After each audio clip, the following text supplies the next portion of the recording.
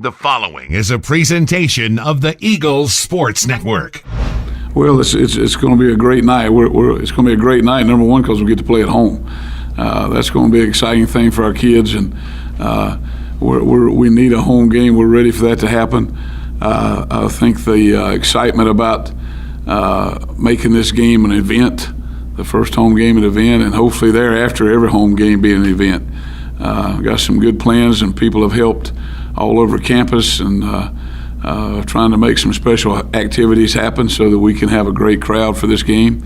But the most important thing about all of it is the first conference game, the South Atlantic Conference game, and we're playing the defending conference champions in Wingate University. Wingate team that has had a redshirt freshman quarterback in Shaw Crocker, not really played much like a freshman, one of the league leaders in passing, one of the most efficient quarterbacks in the conference. What sticks out to you about what he's done so far through 2 games for the Bulldogs? Well, I think the production that he's had, number one, he's been very productive. I think they take care of the ball well. That's something that sticks out at you as well. And he's been efficient as a quarterback. They had to replace those couple great running backs, but they still maintain their level of rushing the football. So they're a formidable opponent, no doubt about it. After West Florida, you talked about winning first down. Against Virginia Union, you had 30 first down plays. 15 of them you gained at least 4 yards. What is left to improve upon something like that? Well, if we had 30 first down opportunities, we ought to be getting 20 to 25. That's what we need to be doing. I think we had a great opening drive there. We came back and had another great drive going in the second series and had the holding call, which I'm not going to get upset about a holding call because the kid had a great block going on. And I think there's a point where you hold a block for so long, somebody's going to call something. It's like in Blindside. He goes, "Where were you taking him to the bus?" And this guy had him locked up and was taking him down the field, and he probably got out of the frame of his body enough to call it, and it was a good call. But I will never get upset about aggressive penalties. That's part of the game. That one stalled us back, and it shouldn't have, but it did. It kept us from going in. The third drive, we did pick it up and get a score out of that one. And we became much more effective there. Last of the second quarter, and then in the third and fourth quarter. Once you went 2 tight ends, you didn't score once, you scored, but you did score 4 out of the 5 possessions that you had once you went to double tight ends. The game was a short one. You only had 9 possessions. Wow. Against Virginia Union. How do you, get more plays, get more chances to score? Well, I think that's you could say, why don't you do this more of, and how can you get more of this? Well, you do what's going to help your kids get a chance to win. And at that point right there, what we needed to do, number one, was control the football, make first downs, put points on the board, keep our defense off the field as much as we could. And I do think those decisions right there made a difference in that ball game. You're right. You'd like to have 3 play drives and score so you can get more drives. That's how you get to be 85, 90, 95 snaps in a game. There's no doubt. But in football, there's places for those 12 and 14 play drives simply because of what we said there about keeping the defense off the field. You pleased with the tempo through 2 weeks of the offense? Not 100% pleased with that. No. We're still working in some young receivers in there. We're working in some young backs, but we've made our mind to go in that direction. We think that's going to be the future. We think those are the kids that can make big plays and be game changers. So we're going to stay with that. The number one thing you're going to stay with right there, you want to win football games. Okay. Would you like to score more points? Would you like to throw more? Would you like to add more snaps? Oh, absolutely. No question about it. But you do every game what you got to do to give your kids a chance to win. You mentioned that the offensive line was high in week 1. Did you think that they improved upon their pad level in week 2? No question. No question about that. that had to be done with people that size and those kind of things. And Michael, it's a part of, when you go back and look at that video and you go, why were you high? What's the explanation for that? There is none. Gosh, they're plenty good enough and big enough and strong enough and quick enough off the ball to take care of that. I thought we graded better in that position this game simply because they played better behind their pads. There's no secret about being an offensive lineman.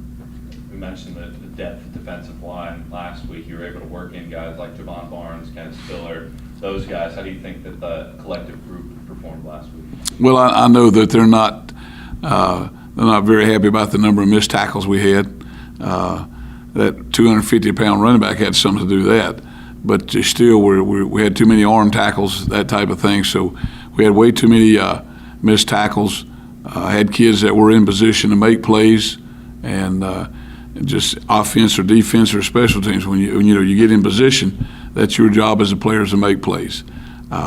And a guy making a play often is a guy filling the gap, where a linebacker can come over the top or something bounces outside.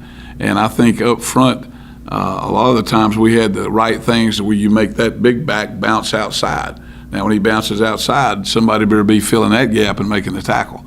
And we had some opportunities where that didn't happen, and that allowed them to keep drives alive. It's a pretty simple thing in football. On offense, it's make plays on first down so you keep drives alive. And on defense, it's still about first down. Put those people in a position where it's 2nd and 8, you know what I mean, 2nd and 7, those kind of things. And at times we didn't get that done on defense, and that allowed them to continue drives. Field goal unit has had some struggles to begin the year. What, if anything, can you do in the next couple of days to correct those?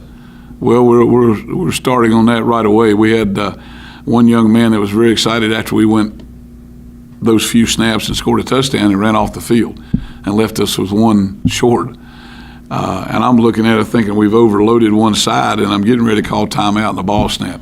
Well, we didn't get it blocked from that side. We got it blocked because the guy leaped straight up in the top.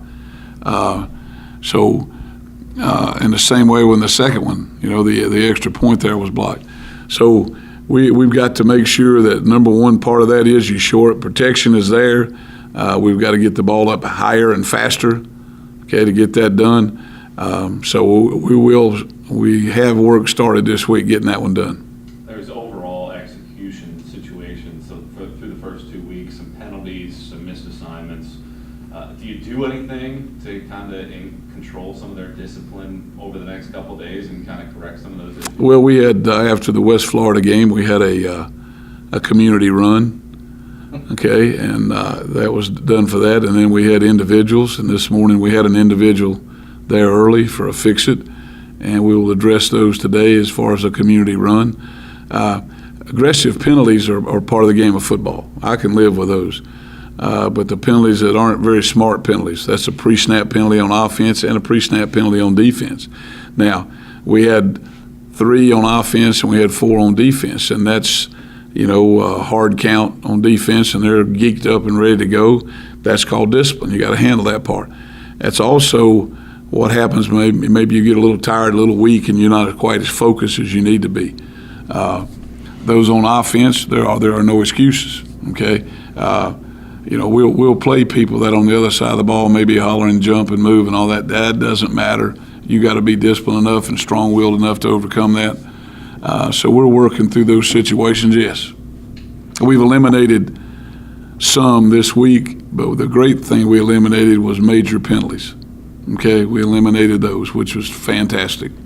In the backfield, really toward the crunch time of the game, you had Sharon Jackson out there, Tuke Johnson out there in crunch time. Did you feel like you learned a lot about those 2 guys moving forward, that you can really trust them? I think so. And when it gets to be crunch time, you've got to have backs in there. The number one are fresh.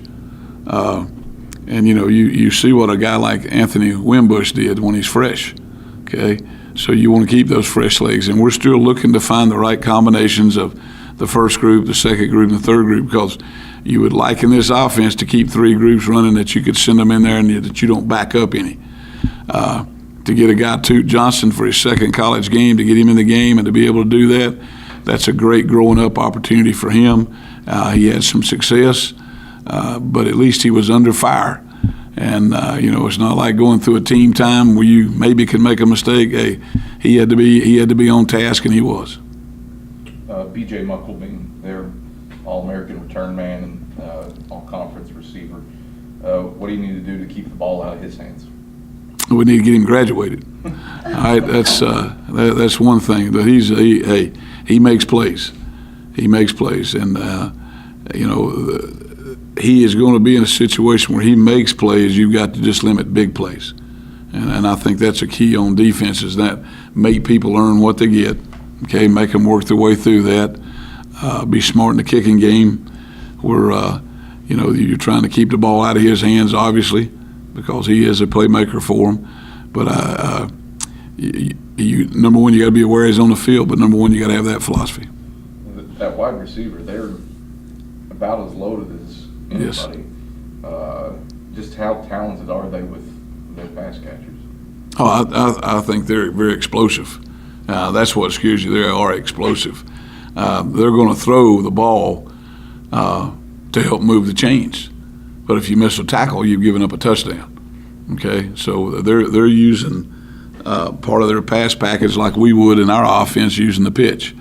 Okay, to move the chains, get first downs. But they're very effective in what they do, and it's like last year in our game last year. It's a back and forth kind of football game. Both teams made some big plays, but both teams made some plays that just kept moving first downs to get you in scoring position.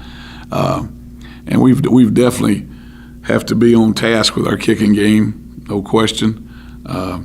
That got us in a bind last year with them. And, it was a 3-point game, and they had a punt return for a touchdown. So we have to be better in all aspects of it. There's no question, offense, defense, and kicking. But we're working some guys right now that we hope that we've got some receivers that one day soon are going to be those kind of guys, okay, that you can just know to get them the football and let them make plays. Defensively, they've held you under 300 yards rushing the last 2 years. Right. What about their defensive line has proved to be problematic? Well, I think they've had a great scheme against what they think to play the option. It's not been anything radical that we haven't seen many times. We've got to be efficient. It goes back to first down, okay, so that we can dictate some things on second down. We got to be. If you're going to be an option offense, number one, you got to do is be patient with it, okay? And you can't go, oh mercy, we gained 2 yards now. That's not how you're effective. I think we saw that Saturday in the game about how to approach it. But they've got good players. They return, I think, 4 or 5 starters. They got 3 or 4 backups that are now starters. So they're a solid defense. I think they've only given up 1 touchdown in 2 games, something like that. Number 2 scoring defense in the country. Right. Derek Evans had his struggles in week 1. How did you think he accounted for himself in week 2 at Virginia Union? Well, I think he played better. I think some of the things we did allowed him to play better and those type of things. But I think you go back and look in that first game, and you got kids that are maybe a little overly excited, which causes you to make some of those mistakes. I don't think it was anything physical. Sometimes a quarterback or like any other player can be trying to make too much out of a certain situation. That doesn't make it better. So we want him to play within his own frame, play his game, play exactly what we're asking him to do. And that's in any position. Just do your job, do that every time the ball is snapped, and we'll be okay.